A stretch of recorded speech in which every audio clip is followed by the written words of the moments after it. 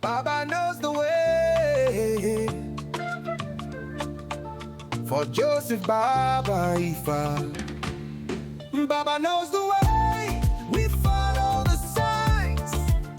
He walks with the Orisha through sacred lines. He speaks with the ancients. He honors the drum. He carries the wisdom where we all come from. Hey family, thank you for tuning in to Our Roots podcast with Joseph Baba Ifa.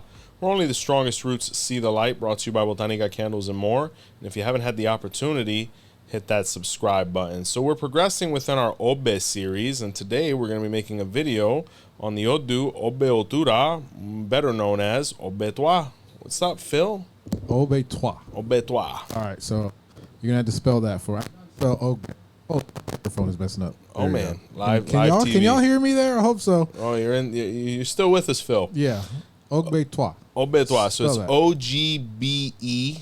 Yeah, and let me just apologize for any of the captions you see in these videos because I try sometimes, and then sometimes I miss some of them. So if you see something that's misspelled horribly, please correct us in the comments because it's going to be funny regardless, and I want to see the engagement too. So sometimes I might leave them in there just so y'all control us. Oh man, but that's me. Bait 'em. Joseph has no control over any of those. Those are all me doing I that. only have control over the words that come out of my mouth in this podcast. Everything else is under Phil and Erica's discretion. Yeah. So how do you spell it? Please? The Obe is always OGBE, and then the second word is TUA, and it's a shorter way of saying OTURA.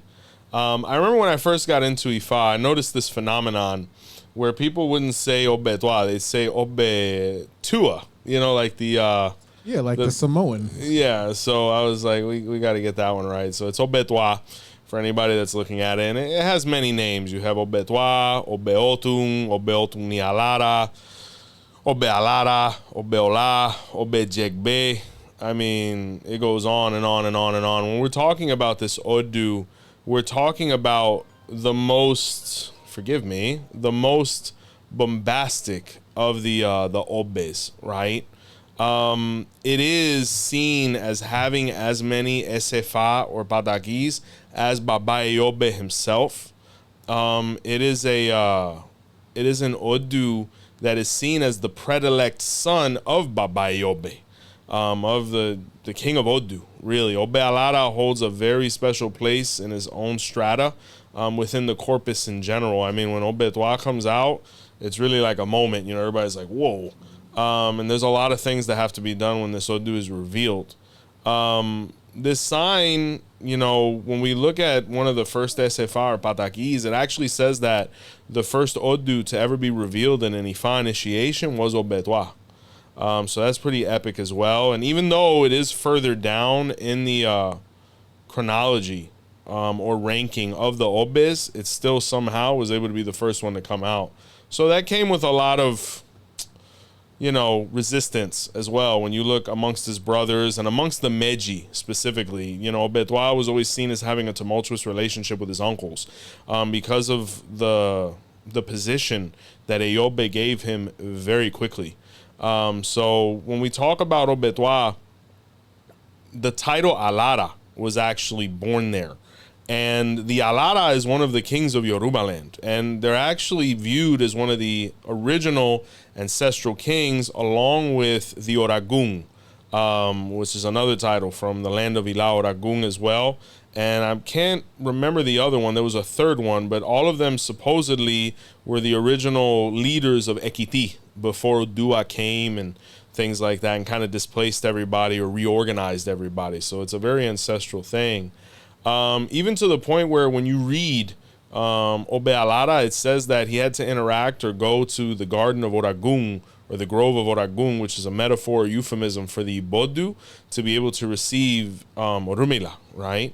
There's an interesting Padaki here, because it says that at one point Orumila deposited his confidence in Orishanla, specifically the feminine aspect, who was his confidant, and he left his Ifa icon with them. And while she was holding it, she had two sons with Orunmila. One's name was Amosun and another was Amorun, right? Now, these two gentlemen are pretty popular within the theology and mythology of Ifa because they're seen as some of the first babalawos. Like the ODU OGBE says that the reason Orunmila initiated Ogun was to be able to initiate his blacksmiths, Amosun and Amorun, who were actually the confectioners of the 𝗿𝗶𝗸𝗲 icon, or the metal staff that's topped with the 𝗃𝗶𝗱𝗲𝗶 bird. But at least in Obe Tuwa, it speaks of the story where these two gentlemen, apart from whatever position they held and, you know, different realities, story, timeline, what have you, were the sons of Ochanla, right? And Ochanla thought it be prudent that she initiate her sons as babalawo, right? Now, Orunmila was away. She took autonomy of this, and she used his icon to be able to initiate them both as babalawo. And when Orunmila returned, he heard of this, and, you know, he was very adverse due to the concept that, you know, at least within our tradition, the 𝘃𝗶𝗱𝗲 tradition, women cannot confection the ceremony of 𝗃𝗶𝗱𝗲 or 𝗃𝗶𝗱𝗲 onto other people, let alone men. So because of it, now, due to basically a sacrilege that had occurred, unbeknownst to her, you know, there had to be a way to readjust the sacred order. So when it was brought to Orunmila's attention, Ifa dictated that to be able to readjust that order, Amosun and Amorun had to be sacrificed, or they had to be executed, unfortunately. And some people say it wasn't a literal thing, just being, having gone through the ceremony by hands of not only their mother, but a woman, it ultimately led to their deaths, right? But, you know, the mother obviously was pain-stricken by this. She really couldn't forgive herself.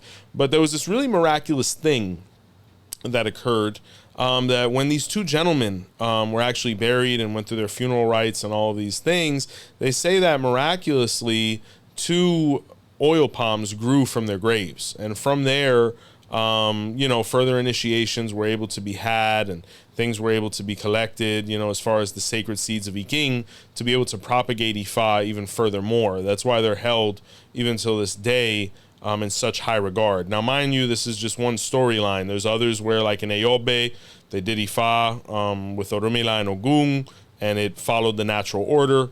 But it's one of the verses that supports our initiation style as to why the woman occupies the 𝗹𝗶𝗸𝗲 space and why the man ultimately occupies the babalawo space, right? Or Awo Orunmila.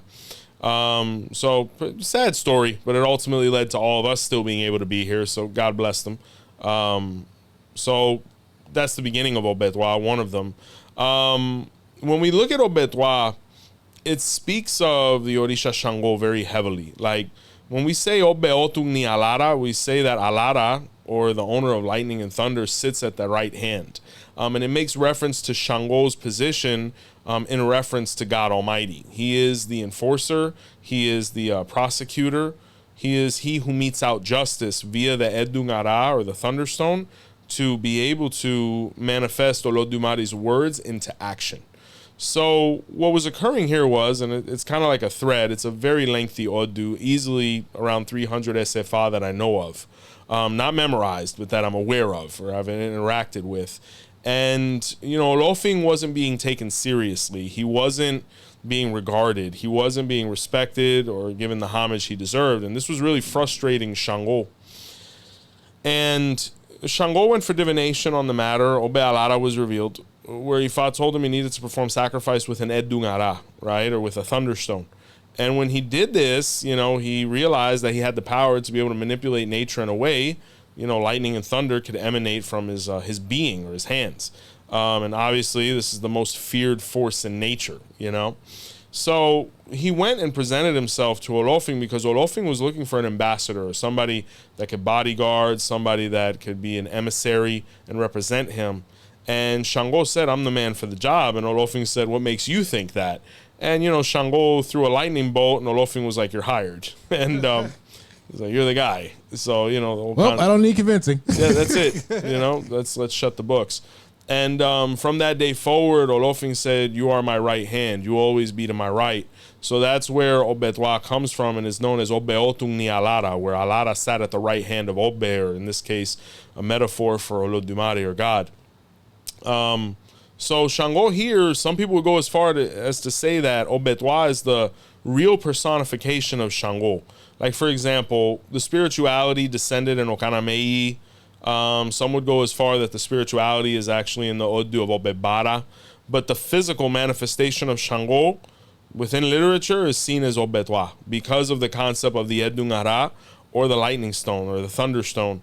And when you actually loosely translate 𝗿𝗲𝗹𝗁, it means weapon or tool of justice. It's that which metes out justice. And it's always in Shango's hand, right?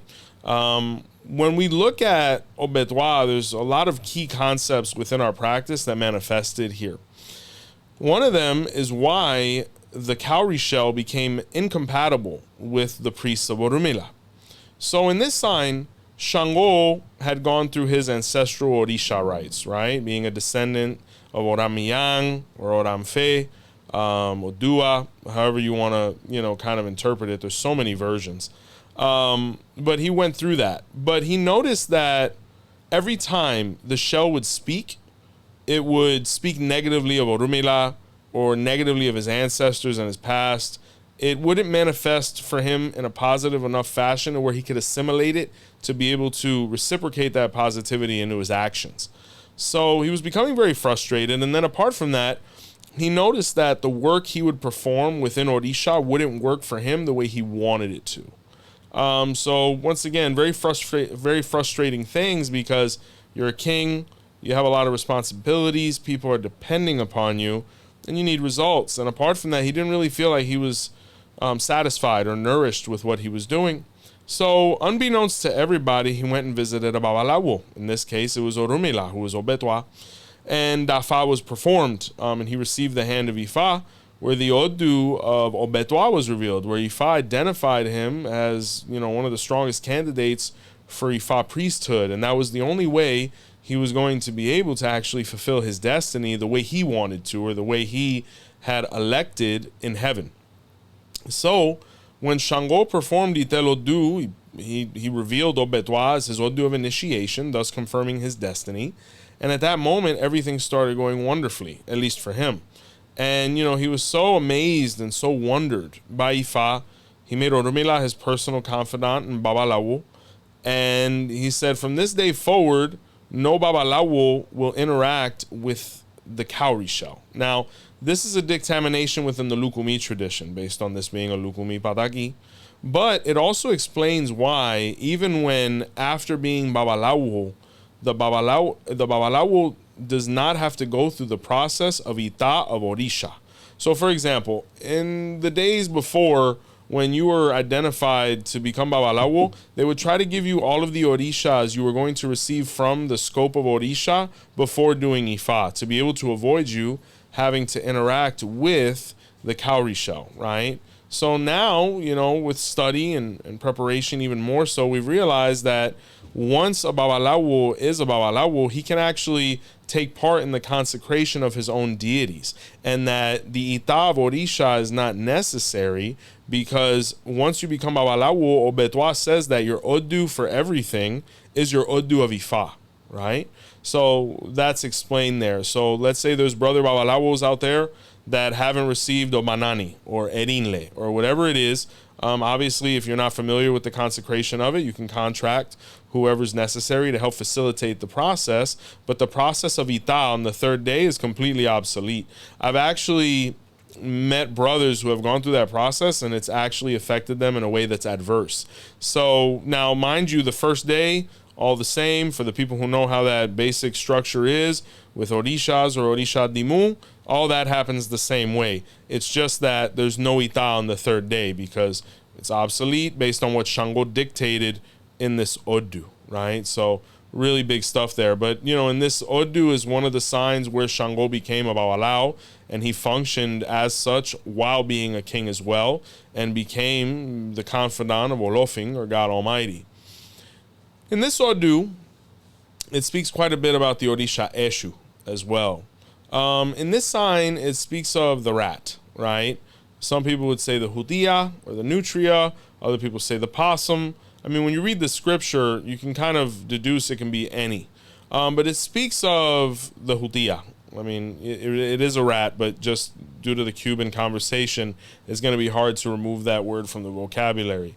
So the judía was here, and she was repudiated, and people were disgusted by her and would mistreat her and all these different things.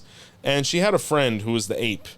And the ape told her, hey, maybe you should go visit Orunmila to see if you can alleviate your destiny, because I don't know how much longer you're going to be able to tolerate what you're living.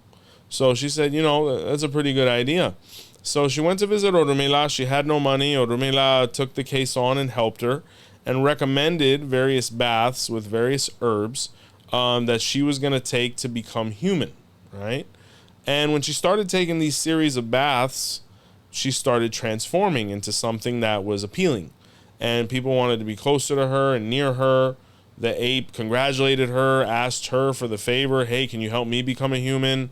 He started his baths and he started transforming, and, you know, people were, you know, attracted to her and wanted to talk to her and all these different things.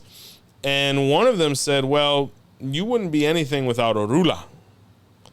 And that hurt the rat's heart. And she said, I didn't need Orula to get here. You know, she was completely unappreciative. And she was actually trying to find a way to destroy Orula so that people couldn't bring up her past anymore. So she started concocting a plan or conspiring with the Orisha Osang, right? And Osang said, hey, if you can infiltrate Orumila's house, I can give you powders to drop. We can find out what his weaknesses are. I can do brujeria from over here, find out his sleeping patterns, all these different things. And the rat was with it. So the rat started basically burglarizing Orumila's home, specifically in the floors and the walls. So Orunmila, just being prudent and kind of sensing things here, he decided to perform divination for himself. And his own ODU OGBE TUA was revealed, where Ifa told him he needed to perform sacrifice to the warriors, 𝘃𝗶𝗱𝗏 Ogun 𝘃𝗶𝗱𝗏, and also the Orisha Egungun, and to hold a banquet for them at the house and to invite them over and feed them and things like that. So when they were over there and they were eating, you know, everything was good and whatnot, but out of nowhere, the warrior deities told everybody to shh. And 𝗃𝗏𝗹𝗁 Ogun and 𝘃𝗶𝗱𝗏 and even Egun started listening to the walls and the floor and started hearing like a scurrying and whatnot. And in the scripture, it says that out of nowhere, I think it was 𝘃𝗶𝗏𝗏, he punched a hole into the floor of the wall and he grabbed the rat and pulled her out.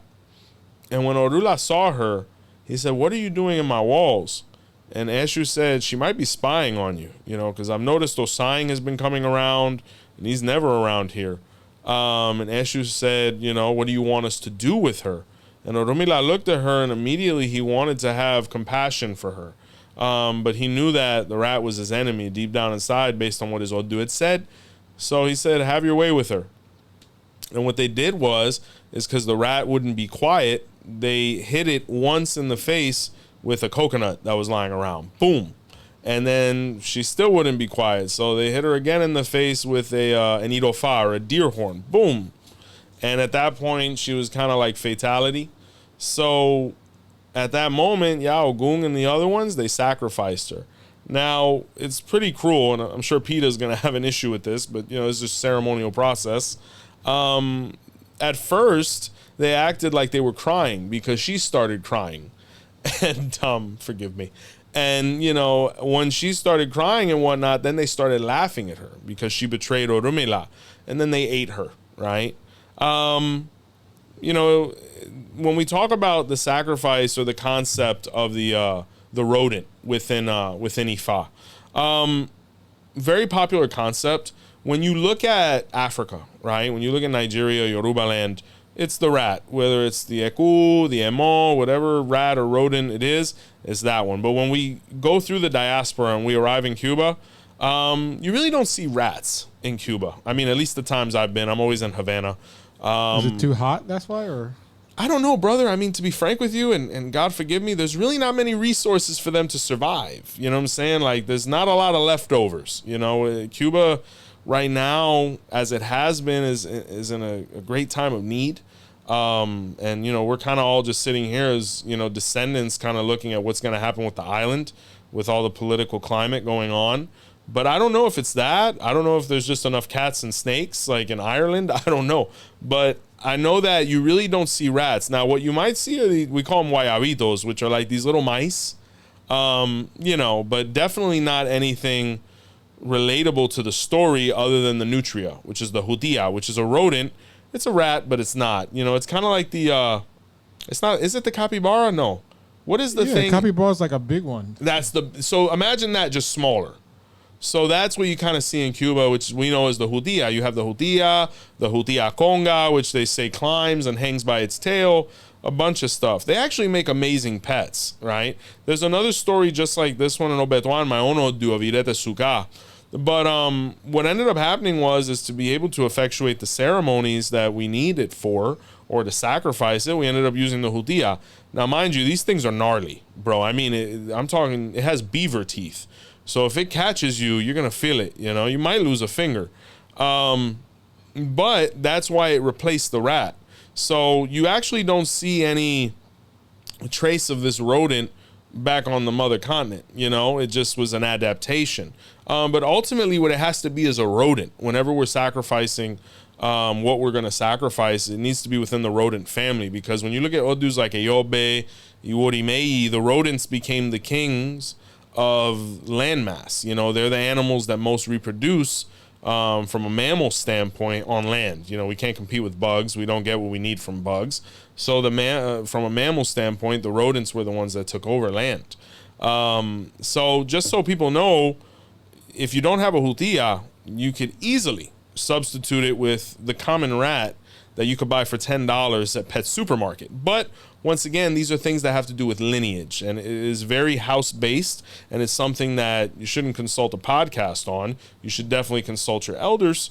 But just so you know, there are no 𝗿𝗲𝗹s in Africa, from what I understand, at least in Yoruba land. So the scripture was referring to the rat. But this is why orishas, such as the warriors, 𝗿𝗲𝗹𝗁𝗏 and 𝘄cie, as well as 𝗀𝗏𝗏, are partial to this animal and its sacrifice. It's seen as one of the more intense sacrifices within our liturgy, because there's so many ceremonies and process that go into making it happen in a way where we only get the positive outcomes and none of the negativities that come from actually taking it through a transition, because as such, it is a cursed animal. You know, and to be frank with you, I mean, you know, having family in New York, staying summers over there, it's really not an animal you get accustomed to. Have you ever been in contact with rats? I will say no. I've been, well, actually, no, I have been. My friend Allison, she used to have rats, like pet rats. Okay, that's a little different. Yeah, the but rats. Not like New York, York Nick rats. Bro, nothing for nothing. I remember just, man, you look at the dumpsters, dog, and you see that they're like horses, man. They make you angry. You know, it's just one of those things where you're like, all right, I'm gonna keep it moving. But I tell you, very uncomfortable thing. You know, 𝗿𝗏𝗏 is the ODU of basically the pest control. And this sign, Oromila had a rat in his walls and a rat in his garage, and he needed to get rid of it. So who handled that was the warriors. I guess they were the first pest control, you know. But definitely a story that has a lot of significance, and people who know as to why that sacrifice is so key within our practice. Obe Otuara, good heavens. I mean, it's just one of those odus, so many stories, so much literature. This odu speaks heavily of the Orisha Oshun as well. And in this odu, a lot of people say, apart from the odu of Eyobe, this is the odu where 𝗵𝗂𝗍𝗏 or 𝗃𝗶𝗱𝗏 was manifested, which was 𝗀𝗏𝗏, or the vulture, right? And in this odu, it speaks of a story where the rains hadn't come in quite some time. And the reason being was because Olodumare was very frustrated with humanity. And he was tired of having to tell them things over and over and over and over again. So he said, you know, I'm just going to dehydrate them to death. You know, he really didn't have much tact.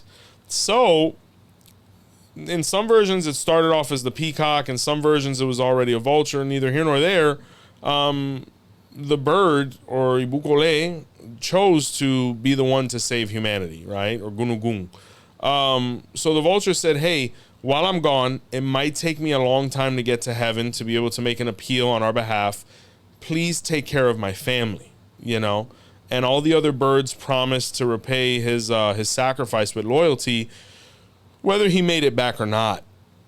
And they say that when Gunugung set out on his flight, you know, a day went by, 2 days went by, 3 days went by, and by the third day, you know, the other birds stopped fulfilling their promise to Gunugung as far as taking care of his family. They wouldn't help them hunt. They wouldn't help them feed. You know, the vulture has this amazing gift where, you know, its stomach acid allows it to tolerate eating roadkill and all these different things. But if it wasn't for that, can't necessarily say it's going to be a great hunter. It's a huge bird, heavy feathers, you know, easily visible. You know, it might not have a lot of success like a hawk or a falcon or an eagle or any of these things. So the vulture is still on his way to heaven. And when he arrives, he's completely parched. He's half dead, all of these different things. So when he's in front of God, God feels empathetic and sympathetic for his sacrifice and says, you know, I'll save them because you've given me hope that there's still good beings and energies down there. But don't be surprised when you go back and realize that your sacrifice may have been in vain. So that he wouldn't have to take all that time to fly back down to heaven, there's actually a very interesting concept in Obe Tuara known as the back door to heaven. And so he could go back immediately, Olofing told Eshu to open the back door to heaven to give him a shortcut back to earth. And when he did that, Olofing basically opened up the heavens so that the rains could come. Now, when this started happening, the vulture's feathers started getting heavier and heavier and heavier to the point where he ultimately landed. That's why vultures can't fly in the rain, because it causes them to fall. They become too heavy. But when he got there, you know, he was shocked because he realized that all of his colleagues and the other birds and things like that had mistreated his family, right? And when he heard about this, you know, he cursed all of them. He said, you know, I brought back the rains and everything so we could live, but from this day forward, we don't interact with other birds. And that's why, till this day, vultures don't eat with other birds. They eat by themselves. You know, they're only around each other. And it's also when Olodumare blessed the vulture to never go hungry, because he made sure that no one ever died of thirst. So that's why vultures can eat anything and be just fine, whether it's some roadkill, whether it's, you know, whatever it may be. And he also allowed them to manifest an ori that could handle pressure. So when we look at a vulture's head is very small because it has to be able to handle the pressures of the altitudes it needs to soar at to be able to find its food source. So that's why you'll look up in the sky, you'll see vultures circling and circling and circling, and then all of a sudden they descend upon some prey that you're kind of like, how did they even see that? So it speaks heavily of Oshun, because Oshun here is the vulture, right? And the reason we call her Ibukole is really Ibu Ikole. Ibu means place, and Ikole makes reference to Ikole Orung, or heaven. So it's basically saying the Oshun that came from heaven, when it's making reference to the vulture returning from heaven after convincing Olofing not to kill us and provide us the rains to be able to sustain life. So pretty sad story, because, you know, the guy sacrificed so much for his friends to ultimately betray him and mistreat his family. Yeah, I mean, but how many stories is that? You know what I mean? This is why I'm super cautious of our circles, and I feel like as we get older, our circles get smaller and smaller and smaller. Yeah, yeah. You know? You know, and I always say at this stage of the game, I don't want friends. Friends, I think, are a false concept ultimately, because the friend of today is the enemy of tomorrow. And they know everything about you. Yeah, it's just one of those things, like, you know, and no one should ever reveal anything to anybody that they could be hurt with or have used against them, right? You know, I'm all about family. I'm all about brothers. I'm all about, it's got to be in blood, you know? So when I look at Ifa, at least from a house-to-house basis, you know, because all Babalawos are not the same. From a house standpoint, like, the way I mitigate that within my life and within my practice is, like, the gentleman I do Ifa to, or the people that Erica does Orisha to, you know, we kind of take them through the ringer. I mean, no one does Ifa with me in less than a year, even from the time they provide the funds. Like, we take them through that apprenticeship. Hey, you need to know this, and this before you even go in the room. I have to see that effort. You have to come to a couple barbecues. You gotta let the brothers sniff you out. You know, it's like when a dog comes into a new pack. We all gotta feel you out. I mean, I have old concepts, man. We still take a vote. Like, to be able to get in over here, like, I have to get a yes from all of the people that are already here, you know, and if there are any issues, if we can resolve them, let's do that now. If not, this isn't the place for you, you know? So it has to be that level of exclusivity and that level of seriousness to be able to create a house that's going to have a culture that's going to be long lasting. Because now when you look at Ifa is a wild industry because we have no regulating body other than God Almighty. He's far away. It's an unlicensed profession legally. You know, we're not governed by the DBPR, you know, and then apart from that, we can charge exorbitant amounts for our services, you know, and if we choose not to, we won't be accountable to anyone other than the creator.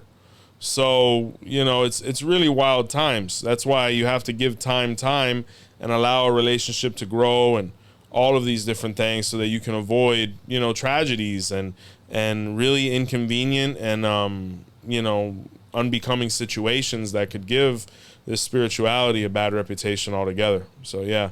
But the Vulture, unfortunately, he went through betrayal, and because of that, he said, hey, we'd rather just do our own thing. And it works out pretty well for them, you know, as far as a species. Yeah, I see vultures. I mean, you know, obviously roadkill, but That's my favorite animal. That's really up there. It's up there with the leopard and the sloth. Really? Yeah. Those are really three different animals. Yeah, they all kind of represent, I think, different aspects of my personality. Okay.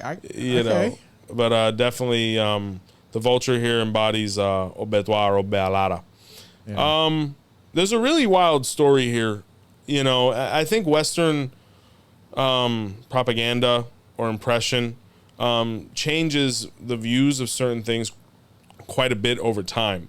So when I talk to you about dogs, what's the first thing that comes to your mind, Phil? Like when you visualize a dog, what do you feel? Oh, I feel love. Unconditional Right? love. You know, the dog has been put into this position to represent love, companionship, loyalty, all of these things. But in Africa, he's actually viewed quite differently. He's seen as treacherous. He's seen as deceptive, right? He's seen as an opportunist. And it's because of this ODU of Obe Otuara or 𝗿𝗲𝗏. And in this ODU, it speaks of Obe Otuara, and he had a pet dog, right? It was an all-white dog. And, you know, he was very happy. He loved his dog. He felt like his dog loved him. You know, they'd pet, they'd walk, they'd chill on the couch, they'd cuddle, whatever. And life was all right. But what Obe Otuara didn't realize was that his dog hated him and that his dog actually wanted to replace him. And what the dog did was he took his owner's hat and put it on because he knew this was his owner's taboo. Obe Otuara is the ODU of the 𝗃𝗏, not the 𝗃𝗏, 𝗃𝗏, which is the hat, right? And the hat is a symbol of regalness, preparation, from the graduation hat all the way to the crown. You know, Ori has always been viewed as the supreme part of the body, and that which sits upon it is the supreme accessory. So the hat is the king of accessories, right? So the dog knew this, and he actually put on Obe Otuara's hat, and with it, he started contaminating it. So when Obe Otuara would put it on after the dog would wear it, it would mentally, spiritually weaken him to the point where he almost became catatonic. So once he got him to the state that he wanted, the dog, or Aja, just put on the hat and kept it moving. And Obe Otuara, he was able to manipulate Obe Otuara and get what he wanted out of him and utilize him and marginalize him. So there were a couple of Orishas that started noticing that Obe Otuara wasn't himself, or he had disappeared altogether. Shango was there. I believe Obatala was there, Eshu.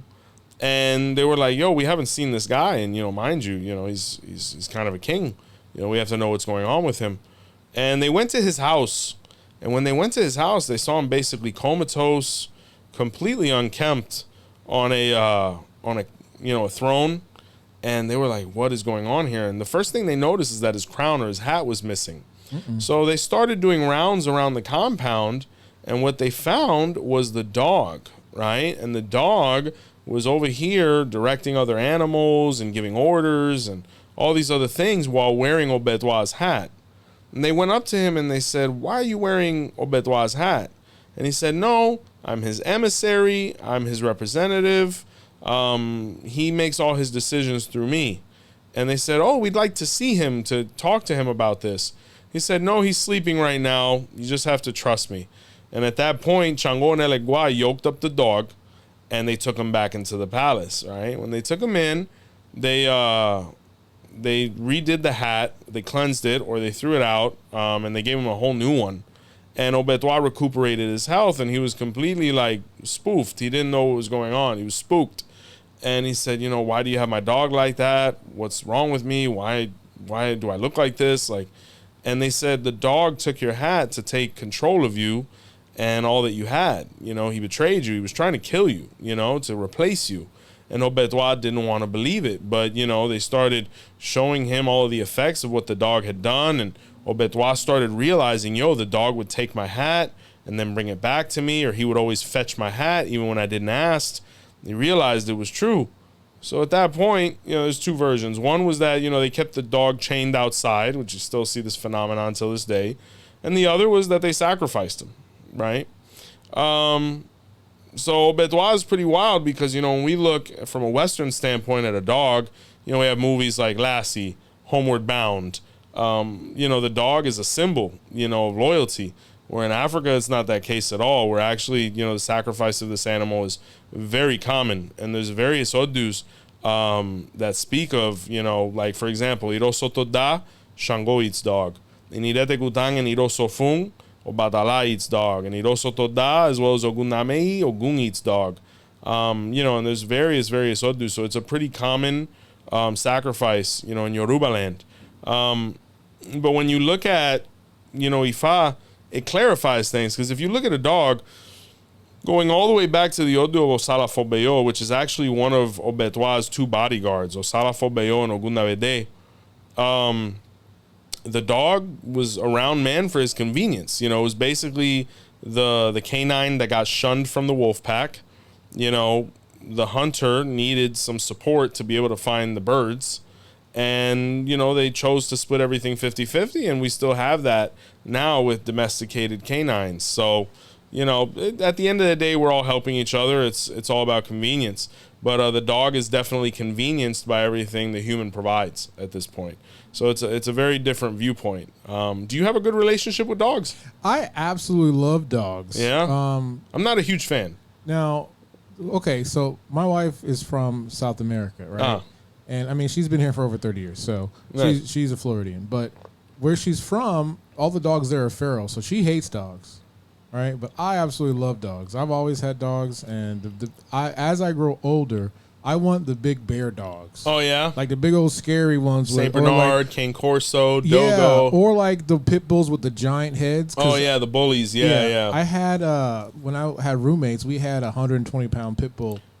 And he was Sheesh. He was super kind, but you couldn't mess with him. You know what I mean? Do you feel like you have a hand for them? Like you understand them? Like you interact with absolutely, them? man. Oh, you have a gift then? Yeah. Absolutely, I absolutely love dogs, and I think dogs love it because dogs can domesticate dogs. I'm going to say this: domesticated dogs, they know character in people. Oh yeah. So they understand your vibe. You know, if they like you, even if you know they don't know you, they can just feel your energy. They feel it. They know it. And then I just love it because I don't have to pretend to be somebody when I'm around a dog. You know what I'm saying? I'm just like I'm me, and the dog recognizes I'm me, and they're just chilling, and we're just best friends. Yeah, I think ultimately, I mean, this is just one story and one ODU. I mean, there's other ones that speak positively of it, you know. Like in the ODU 𝘃𝗏𝗿𝗄, it became man's best friend. I think I'm a victim of 𝗃𝗏𝗋𝗄. Because I remember when I was a kid, like, there was a real bad dog epidemic in the city.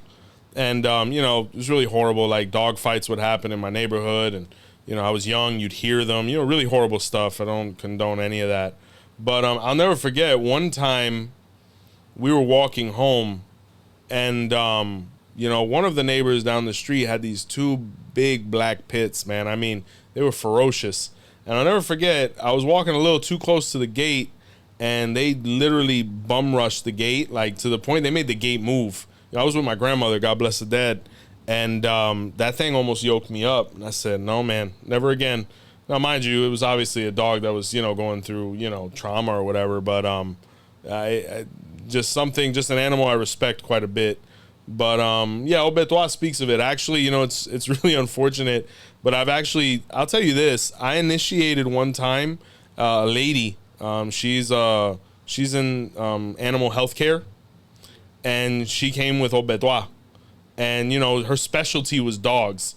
So when I told her, hey, this Odu says you have to interact with dogs as little as possible, she's like, you've just thrown my life completely upside down, So, yeah, it's a taboo here. Anybody with Obe Otuara, unfortunately, owning a dog isn't the most ideal situation, To bring it full circle with this Odu, needless to say, one of my favorite Odus in the Obes to study.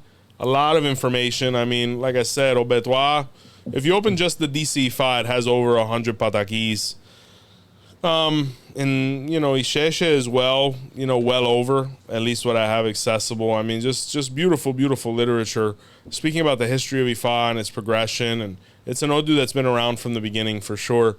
But there's a concept here that I've always really found amazing. Now, there was a gentleman. His name was Tata Gaitán. He was a babalawo in Cuba. His name is ODU OGBE. And some people speculate that he was the first Ifa ever done on Cuban soil. There's another idea that possibly the first Ifa was 𝗃𝗶𝗱𝗏 Baba Ifa. But the popular view is that it was Tata, right?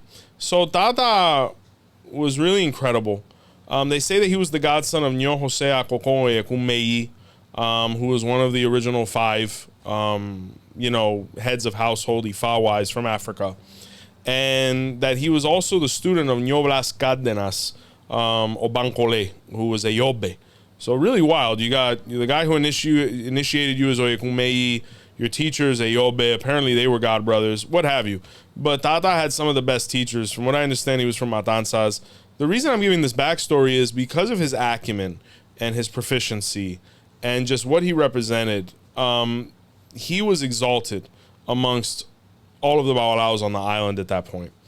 And they wanted to formalize it to be able to create a new nation that was Cuba Ifa-centrically. So there was a gentleman named Asunción Villalonga. He was Ogunda Masa, and his father was a Babalawo as well. I believe he was Obeate. And they had the information to be able to crown a king Yoruba style wise on the island. Now, they could have easily done it to themselves, and they wouldn't have gotten too much pushback because they had the information. But they wanted to be able to unify the clans, right? To unite the clans. So they say that there's this famous conversation that happens between Villalonga and Tata, where they say, hey, we think we're going to make you king. And Tata was like, why me? There's people here that are older than me. There's Babalaos that came from Africa. I mean, look at your father. And he said, the thing is all that's great, but you're respected by everybody. You're loved by everybody. And if we crown anybody other than you, there's going to be spite. But if we crown you, you have such a good standing with all the families, right, and the lineages, that we'll be able to get some order here, and everybody will be able to fall in line, including us. So they say that when they did the crowning, after they were done, they brought him out on a white horse, and they paraded him through where he was recognized as king. Now, this story always stuck out to me. I'm like, holy cow, imagine just the visualization. That's a movie for sure. So the story is actually in Obe Otuara, or Obe Alara. So it speaks of Shango, and Shango was going to be crowned king. Now, Shango was a little different from his ancestors. He was a little more flamboyant. He was a little more ostentatious. He was fly. He wanted his crowning to be completely different. And he went to visit Orumila, and his Odu of Obe Otuara was revealed, where Ifa told him to perform sacrifice and to take it to the wilderness. And when he arrived in the wilderness, he saw this beautiful white bronco, right? And he said, yo, I got to get that. So some of the materials in his ebo were rope, corn, oats. It's very similar to the story in Oye And he was able to basically capture or dominate the stallion, right? So when he got on it, he rode into Oyo, kind of like Shrek rode into, what was the name of the land? Ever After? Yeah. He rode in like Shrek on the white horse when donkey became a horse, dog. And, you know, from that day forward, yeah, when they crown a king over there, they ride him through the village on a white horse till this day, you know, at least in antiquity. Now, some people say, well, horses aren't indigenous to Africa. Not within our time period, not that we know of. You know, and then another thing is, you know, Ifa is alive. You know, there's pataquis that have been recognized that were, you know, written in the 1700s, 1800s, very, very, very early 1900s. But the story is in Obe Otuara, and the horse is actually a symbol across multiple Odus. We might actually do an Ifa on the horse episode. I don't know. But that's in the ODU OGBE TUA. When the king was crowned, Shango instituted or installed or initiated the institution of when you crown a king in Yoruba land in antiquity, they would actually ride him through the village or through the towns on a white horse. Now it's a white Rolls Royce, you know, because the word for car is 𝘃𝗶𝗱𝗏, which means horse. So I guess, you know, the double R. Is that where horsepower comes from? Straight up. Exactly. 𝘃𝗶𝗱𝗏𝗏 and Obe Otuara. But I always thought that was really beautiful because I never understood the whole white horse thing. And then it's actually in scripture where, you know, won't get too in depth into it, but you know, Ifa can be offered horse. In the ODU OGBE TUA 𝘃𝗶𝗱𝗏𝗏, you can offer Ifa a horse. Ogun thought-provoking speaks of when you offer the horse to Ogun. But it's very, very, very intense process. It's not for the faint of heart, and it's not for the underprepared, because these are, you know, mammals that are huge and they represent a lot spiritually, and you also have to be very careful because it will kick your head off. So, you know, Quite literally. that's Obe Otuara. Amazing Odu. To all the people that have it, understand that it's one that comes with quite a reputation. It's one where you need to perform at Bo immediately. And you also want to get with your elders as well, because as soon as this Odu is revealed, there's an 𝗃𝗶𝗱𝗏 that's done specifically to be able to mitigate and control any type of disease that could, you know, harm Obe Tuwa, because Obe Tuwa says the Babalawo always has to know the difference between sand and mud. So it says that we have to be careful with any degenerative condition that could worsen within the body. And that's why we do a food to the witches, specifically the one here, to be able to avoid any of those symptoms. Well, you want to know how you can avoid some boring podcast symptoms? We missed it. The membership program, Phil. Yeah. I tried to say that a 𝘃𝗶𝗱𝗏? Was that a 𝘃𝗶𝗃𝗏 May? Oh, yeah. Yeah. Yeah. All right, guys.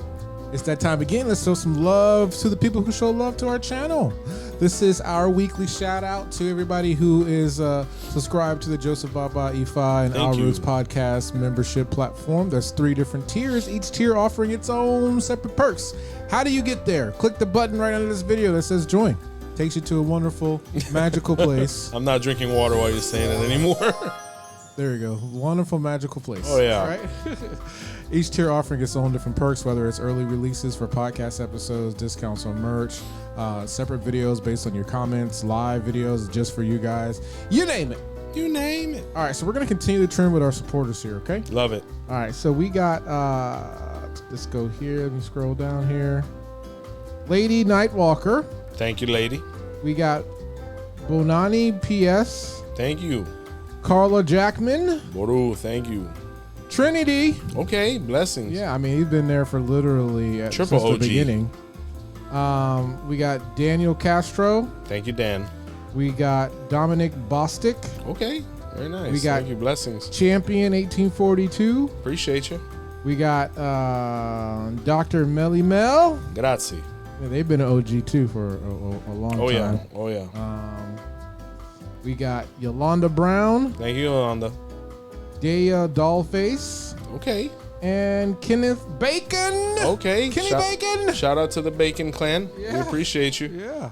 Well, guys, thank you so much for watching, right? Well, DonnieGotCandlesandMore.com is up and running for all your spiritual service needs and products. We do ship. You can listen to us if you can't catch us on video here on YouTube on any of the major platforms, iHeartRadio, Apple, etc. Pause there for a second. I just wanted to give you a shout out because this podcast is in the top 1% in the world. Just let you know. That's pretty wild, man. The fact that people still have time for spirituality. Yo, our trucker following is huge, bro. Yeah, I bet. Yeah, like people be coming in like, oh, I listen to you while I truck, and I'm like, oh man. So it's like our roots is a thing amongst the trucking community, dog. So shout out to all the truckers. Thank you for all the produce and all the things you guys provide. Heck yeah. If you got it, it's because a truck took you there. And be sure to like, comment, share, and subscribe. A big thank you from all of us here at Our Roots Podcast. And until next time, family, see the light. Baba Joseph showed the path today. Baba knows the way, we follow the signs. He walks with the Orisha through sacred lines. He speaks with the ancients, he honors the drum. He carries the wisdom where we all come from.